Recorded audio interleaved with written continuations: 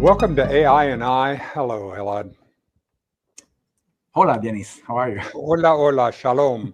And Uh, I'm so excited about getting you on the program today because robotics and AI are the coming thing. There is no way we can avoid it, and we're going to get an opportunity to be able to do it. What was your introduction into robotics? Go all the way back and tell me your first. yeah. So I loved robots since I was a child. I love to, build them, program them, work on the electronics and all of that. And this was basically, my beginning. Played with them as a child, but for many years, robots were toys for geeks, right? You had to, Exactly. do all of this electronics work, which 99% of the people don't really want to get involved in. So, it stayed as a hobby over most of, my early, life. And somewhere around 2005, 2006, I was living in Taiwan. I had another company over there doing data mining for mobile operators and all of that. And Taiwan is the kind of like the headquarter, the mecca of all electronics everywhere around the world. Yes.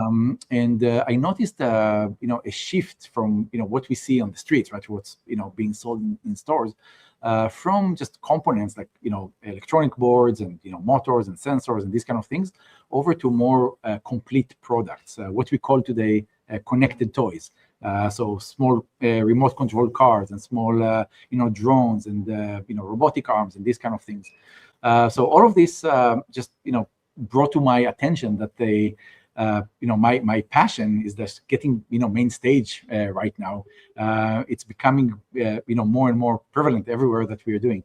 And what kind of like empowered that was the early phase of smartphones. Yes. So if you remember, iPhone was launched in 2007. Just before that, we had a little bit of Nokia had their own Symbian. Ericsson had a different one. Yeah. Palm Pilot and all of this. So they were very, very early, but still already powerful enough to control other devices. Yes. This is what started this kind of thing. So I basically saw that as a wake-up call, sold my shares and everything, started RobotLAB, and 17 years later, here we are. Wonderful. So how did you make your way to the United States? Why did you choose us? Yeah. I came here as a small child, so I was brought here from Mexico. Now, Mhm. you came from Israel and you came, of course, from Taiwan. Yeah. Why choose the United States and how to be able to do this? Yeah, that's a great question. So when I got out of Taiwan back to Israel, I started RobotLAB, and really quickly I realized that Israel is great. Technology, everything is Absolutely. There's a lot yeah, of brain power. There's a huge amount. exactly. But then I also realized that Israel is roughly the size of Maryland, both in size and population. And no one, wakes up in the morning want to be big in Maryland, right? So, Well, no, I don't no, have I anything know against some Maryland. Marylanders. I know some Marylanders who would dispute that, but I Yeah, get your point. They would never do it. They would never do it in isolation. They would have to do it exactly. in connectivity. Exactly, and especially for this type of technologies that have the impact on everything, right? From education to production lines to hospitality to warehouses, you name it. So I just didn't want to basically contain ourselves to just that market, and then we moved originally to California, Silicon Valley. That's where robotics and AI and all of this. Start from. But today we live in Dallas, Texas, near Dallas, Texas. Yes. The company here, that's our headquarters, and we are basically providing the services and everything to all our customers nationwide. A year and a half ago, we also started franchising the company, which means that we have local teams that take local metro areas and focus on that. Today, we basically own the last mile of robotics and AI. We provide the deployment, the services, the customization, everything that the customers need in order to be successful in their operations. Well, we know that this has to happen because there are so many different ways. I mean, let's go all the way up from the my age group, which is I'm 77 right this month, and so in my age group, we've got people who are in assisted living, Mhm. who are needing human beings who need assistance. Mhm. So within this, you're moving in this area. This is a really important area for us to be able to see Absolutely. different ways that we can use the resources, right? Absolutely. And robots can do many different things. We have over 50 different robot types in our portfolio. The one that we see here on the screen is a cleaning robot. This one can clean around 30,000 square feet on a single charge. This is very powerful, especially for assisted living facilities that have a really hard time finding people, especially janitorial. Exactly. That just people don't want to work there. Everyone wants to work at the Four Seasons because the tips are great and everything. But Sure. working at assisted living facility is very different, Of course. and it's hard to hire people for that and also retain people Right. in these places. Another area in assisted living facilities that we are helping with is with the memory care units. So Of people course. with dementia. Assisted living facility don't have enough therapists to actually just go to everyone and just tell them, hey, John, you're here because you have a memory problem. They wake up in the morning, they don't know why they're there. Where are the Right. spouse? Where are the kids? Not here, and they just don't remember. And It's the an only thing that they extraordinary need is gift. someone just telling them, it's okay, you have a memory problem. Your spouse will come later today. Please follow me. I have breakfast for you. Just to diffuse the tension and the struggles. So what we are doing, we have together with the University of Minnesota Duluth, we have a program on this robot here, the Pepper robot, a program that basically the robot goes to these people with dementia and just telling them, hey, John, you're here, you have a memory problem. Show them pictures on the tablets of their loved ones, of their wedding day, and all of that. Reconnect the synapses. Make sure that we're Exactly. getting it. That we're getting it there. What a wonderful way. So when you're thinking about the robot, when things are happening so fast, Elad, in the entire, I mean, with the development of AI and all the work that they're doing, how do you keep up? What do you think about that in the manufacturing part? Because there has to be a lag between the time you get the idea and you actually get the product out to there. How do you, as an innovator and an inventor, deal with that particular? Yeah, no, you're absolutely right. The pace of change, just like it's not like 10 times, it's like 100 times. It's never been the delta. The delta is happening faster than ever in history. Yes. We're at a moment they're going to write about. Yeah, and I'm sure you're familiar with the Moore's law, right? That every 18 months. Oh yeah. Moore's law.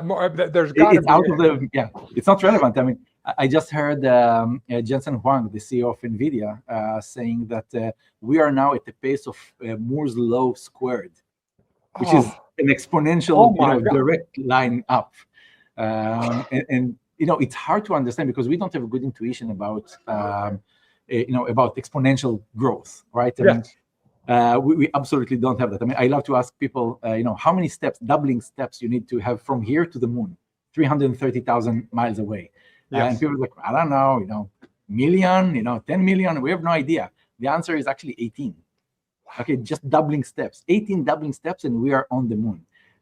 We don't have intuition because we evolved linearly. Okay, things happen in our lives, in human history, in everything that we know of, linearly, and suddenly we have technology that has this multiplier effect. And I can tell you, I wake up in the morning, I look at my feed, and I'm like, oh, that's new, that's never been there, and I never saw that. And we have here, we have a forum in the company once a month. We call it "This is the worst AI will ever be," because literally every month, we have something new, and we have to keep reinventing ourselves, right, and getting on the pace of all of that. So.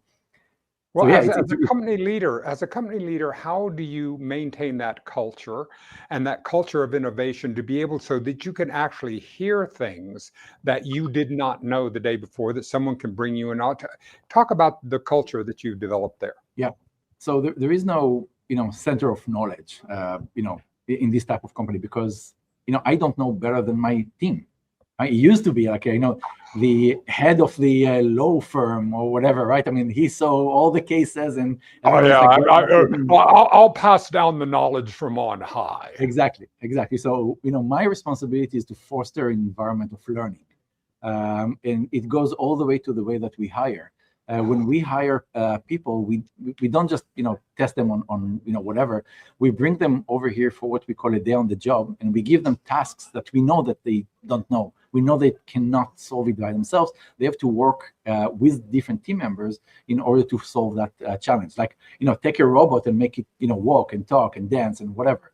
They don't know, but they have to work together. And what we are testing is how they work as a team member, in that environment, because that's how we build knowledge. It's not, something that I have in my head. It's something that I need to learn. It's a constant learning, experience for everyone here. That's wonderful, because as you're holding that as a constant learning experience, there's always going to be surprises. There's going to be a way that we can continue. So what are the things that are on today here in April of 2025? As you sit down at your desk and you look forward and you go, okay, here's what I'm thinking about today. The most important thing right now is embedding all the AI agents in everything that we're doing. We just started a project, we call it AI Days, where the team can basically recommend areas where we can automate things for us, for our customers, for the robots to do. And I can tell the audience, if you're not getting yourself up to speed with agents, you're missing probably the biggest leap in performance ever.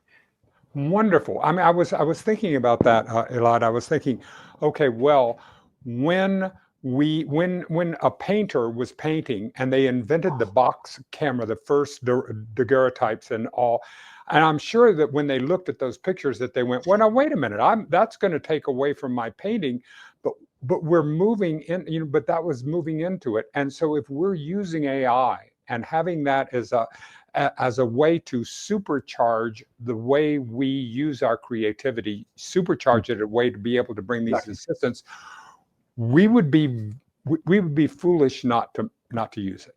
Yeah, I'm telling my team, I mean, you will not be replaced by AI. You will be replaced by a person who knows how to use AI. Okay, so keep learning. All right, good. So how do you refresh yourself for getting out of the ways of thinking, for the linear thinking, getting into non-linearity? What is your personal practice? I mean, Steve Jobs was a meditator, and we have the ways the innovators will do. As an innovator, what do you do in order to stay fresh? I'm trying to stay connected to everything that is going from, what customers are asking for. When someone tells me, I wish, what a great question. That's all you need to do. I wish. I can see that as a piece right there. So this is on one side. The other side, just staying connected to the industry. Things are changing so fast right now. And again, as I said, I mean, this is the worst it will ever be. It will only get better, and better as in, even more complex, even more advanced than where we are today. So staying on top of that, making a lot of experiments, failing a lot. I can't, promise anyone here that, when, we try a route that we think, should work with AI and everything, it will work. Our team, right behind me, is testing now. We have a compilation in one of our customers, 57 different robots that need to move shelves and all of that. And the customer doesn't really know exactly what they want. We need to come and train them and tell them and everything. Customers are exactly. Customers are clients. They'll go, well, that wasn't quite exactly what I was looking for. Yes. Like Henry Ford, right? He said, if I ask customer what they wanted, they will tell me faster horses. No one will ask for a car. So, it's our responsibility to experiment, to try, to, fail, learn from that, and, try again in different routes. So just it's keep. How wonderful. So you do promote failure as a learning tool. We have to. There is no other way. God, that's exciting. That is really exciting. So where are you? Where do you want to take your company, and how are you going to stay connected? Because where you are now, and we know that robotics is coming in, and you as one of the leaders in robotics is going to be big. Do you look at this company as an entrepreneur and as a business leader and go, okay, what happens when I get 2 or 3 or 4 times bigger? How do I still keep connected to the love of what I have today, Mhm. plus the people that I'm getting a chance to learn from? Yeah. So we chose to grow the company through basically franchising, which means that we basically, you know, license our entire, knowledge and IP and everything to team members, business owners that basically take local metro areas and they become RobotLAB to that area. So we train them how to service the robot, how to sell the robots, how to repair them. Everything that we do for our customers now can be done in the on the local level. My goal is to basically own the last mile of robotics and AI. This is what we are doing. Yes. Right now we have 34 locations nationwide. We have one location in Bogota, Colombia. We expand and we want to get to more and more locations, obviously as we grow. And the goal is to be within hour, 2 hours drive from every customer around the country. So for example, we have agreements with Hilton, with Marriott, with others, Disney, and so on. They have locations everywhere, right? And Oh, yeah. we have to make sure that we are able to service them. It doesn't matter if it's in Grand Rapids or downtown Manhattan, right? Someone No needs to question. be there and help the business owner, because the reason for the businesses to purchase robots is because they don't have enough people to do the jobs that they need to do: cleaning, delivery, cooking, and whatnot. So if Totally. something goes wrong, okay, we are there to help them and service their robots. So today in 2025, I mean, we were talking about restaurants and hotels, gym and wellness, assisted living, and warehouses. Where do you find the biggest bite right now when the franchisees that are out there, of the people that are getting the first adopters, the ones that are Yeah. most interested? Yeah, right now I would say around half of our sales are in hospitality for cleaning robots. Right. Cleaning is probably the largest, most painful, task right now. We just, can't find, people to, vacuum corridors for 8 hours a day. No. We can't, find people to, clean schools, after hours and so on. Sure. So this is where automation really, really kicks in. The second category is the delivery robots, like the one that we see here on the floor, on the Right. screen. These are robots that can move, food, beverages, and so on, in restaurants, in hotels, assisted living facilities. But also, we have delivery robots for warehouses, for Aha. car dealership. Needs to move like this one. Every time a business Sure. needs to move, stuff in their facility, we can automate that and help them do that in a more, economical and cost-efficient way. That's a wonderful thing. Well, I'm very excited about our opportunities to be able to have. Is there anything? What do you want people most to know about your organization and what you? I mean, you wrote a wonderful book, and the book. I mean, you have in you a teaching aspect that you want to be able to share, and you want to be able to grow. I mean, to be able to be alive and to be engaged at this time, Elad. I mean, what an extraordinary opportunity. Yeah. Thank you. So we basically put a book together. It's called Our Yep. Robotics Future, Yes. and it's basically our 17 years of experience, shrank into a book.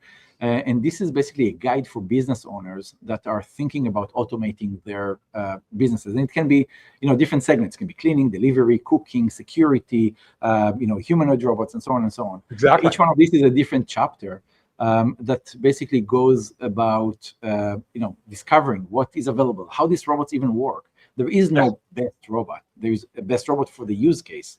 So we are educating business owners and helping them learn what is the right tool or the right program that they should get for their business, for that specific use case.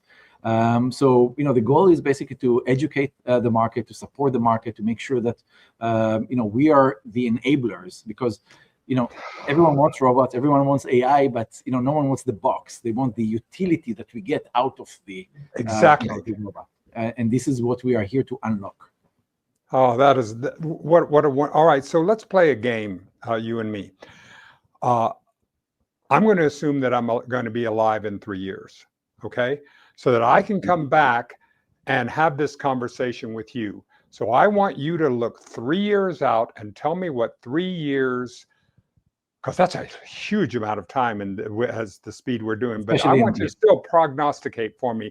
Tell me what 3 years from now in 20 it will look like, and what kinds of things that we'll have, and then we'll revisit it. Sure. So I can take you 2 more years. Okay, 2 more years. Let's make it 2 more. That way, that means I get to have another conversation with you in 2 years. That's even better. All right, Elad, go for it. So here's the thing: we have a bet in the company, and we basically, I said that in 5 years, which is, by the way, 2030 is in 5 years. We just we can't even comprehend that, but put it aside for a second. So in 5 years, we will have a humanoid robot plumber, okay, that can go to your home, fix your dishwasher, fix leaky pipes, fix whatever you need as a humanoid robot, and that's about it. Now, my statement is that this will be actually an app, a skill that you'll be able to download to a humanoid robot that you already have in your home. Okay, so you have. Of course, you would have. I mean, that would have all different kinds of attachments. All would have. You could be able to have the standard. That's the attachment that we have. Why not have that? Then have then to have a personalized. Oh, yeah. So that's. It's so funny that the thing that I find so brilliant about what you do is that you just blew my mind with something that is so prevalent. I was looking back, back in the 1950s and 60s, you look at the airports and everyone is carrying around their suitcases. Mm-hmm. Now we know wheels had been invented, but nobody went, wait, and made it to where, and now nobody goes without. It's the same thing with what you just said. I mean, of course, why would you make separate robots when you could have a standard robot at home? And to me, it's blinding. It's like, how could I have not realized to put a wheel on the damn suitcase?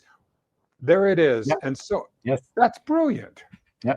And our bet is that basically the new year of 2030, which is in 5 years, we are going to celebrate on an island in Thailand. And the question is, who is paying for that? If we have robot or not, right? But we will be there regardless. So we have to have fun regardless. That's wonderful. What a lovely time. Well, Elad, is there anything that we haven't talked about that you want to make sure and say on AI and I today before we get off? Something that I haven't asked about.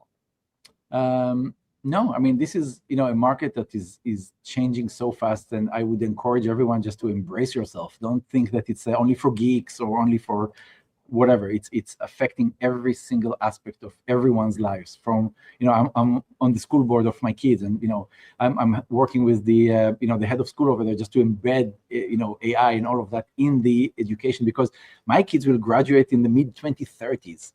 Okay, the world will be so different, out there. They'll look at us. Why were you driving cars? Don't you know it's so dangerous? What were you thinking? Right? They won't even need a driver license. And this is my kids in like literally 5-6 years, right? Exactly.